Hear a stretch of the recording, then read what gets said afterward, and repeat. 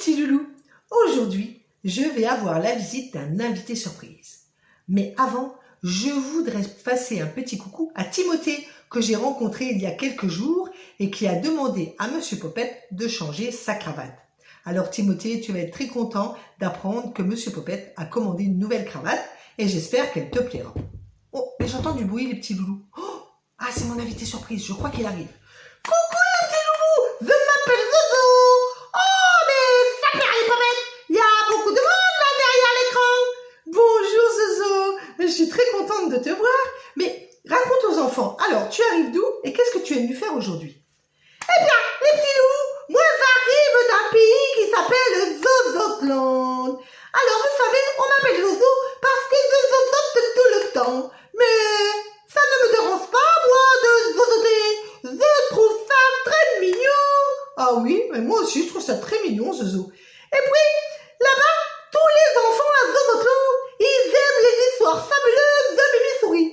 Alors, ils m'ont demandé d'en rapporter une. Ah, mais oui, avec plaisir. Je te donnerai une petite histoire pour les enfants à Zozotland, bien sûr, pas de soucis, Zozo. Oui, mais si tu me donnes une histoire, tes petits loulous, ils en auront plus.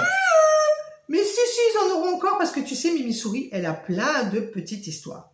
Et aujourd'hui, d'ailleurs, je vais vous raconter l'histoire de Sébastien, le petit hérisson. Sébastien était un petit hérisson tout mignon qui vivait dans le potager de Monsieur Gégé. Le vieux monsieur en était très heureux car Sébastien adorait chasser toutes les vilaines bêtes qui essayaient de dévorer ses beaux légumes. Alors, les limaces, les escargots, les vers de terre, dès qu'ils voyaient Sébastien, s'enfuyaient à toute vitesse, car ils ne voulaient surtout pas être mangés. Sébastien avait construit pour toute sa famille un petit nid bien douillet, enfoui sous un gros tas de feuilles mortes et d'herbes séchées. Il y avait là maman hérissonne et bébé choupisson qui attendaient toute la journée impatiemment que Sébastien leur rapporte leur repas. À chaque fois, c'était un vrai festin. Quelques belles limaces bien tendres, un ou deux gros escargots et en dessert, une poignée de vers de terre bien juteux. En somme, tout le monde était heureux. Monsieur Gégé, parce que Sébastien veillait sur ses légumes, et Sébastien, parce qu'il pouvait ainsi nourrir toute sa famille. Et pourtant, il y en avait un qui n'était pas si heureux que ça. C'était Caramel, le gros chat tout roux de la maison d'à côté.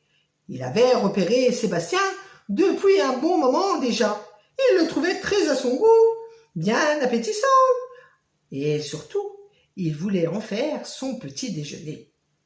Mais voilà, le petit hérisson était très rusé et à chaque fois, il arrivait à s'enfuir. Caramel, bien sûr, était furieux de ne pas réussir à l'attraper. Alors un jour, il eut un plan diabolique pour arriver à le piéger. Par un beau matin, alors que Sébastien arrivait dans le potager de Monsieur Gégé, il aperçut au loin un gros escargot qui allait dévorer une belle salade. Alors, ni une ni deux, Sébastien se jeta sur le gros escargot, mais quand il eut prêt à le croquer, il sentit un goût de caoutchouc dans sa bouche. Berk, berk, dégoûtant. Il le recrachait immédiatement. C'était un faux escargot en plastique que Caramel avait posé là pour l'attirer à lui. Alors, le gros chat lui sauta dessus et sortit ses griffes. Mais ce qu'avait oublié Caramel, c'est que les hérissons, ça pique. Alors Sébastien se mit en boule et sortit ses picots. Le gros chat se mit à miauler de douleur. Aïe, aïe, aïe, aïe, aïe, ça pique, les picots me font mal.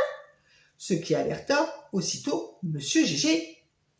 Quand ce dernier aperçut le gros chat sur le dos de son petit hérisson chéri qu'il adorait, il prit immédiatement son râteau et lui lança de toutes ses forces, faisant ainsi fuir Caramel.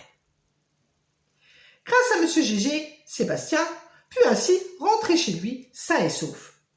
Et depuis ce jour, il ne revit plus jamais Caramel, car celui-ci avait compris qu'il ne servait à rien d'essayer de l'attraper, car Monsieur Gégé serait toujours là pour le protéger.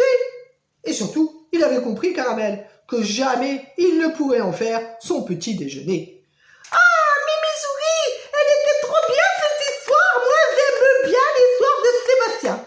Mais dis-moi, Mimi Souris, il est passé où ce Monsieur Popette? Moi, j'aimerais bien le voir, Monsieur Popette. J'aime bien toutes ces bêtises. Et j'aime bien la dernière fois quand il a dit cacaboutin.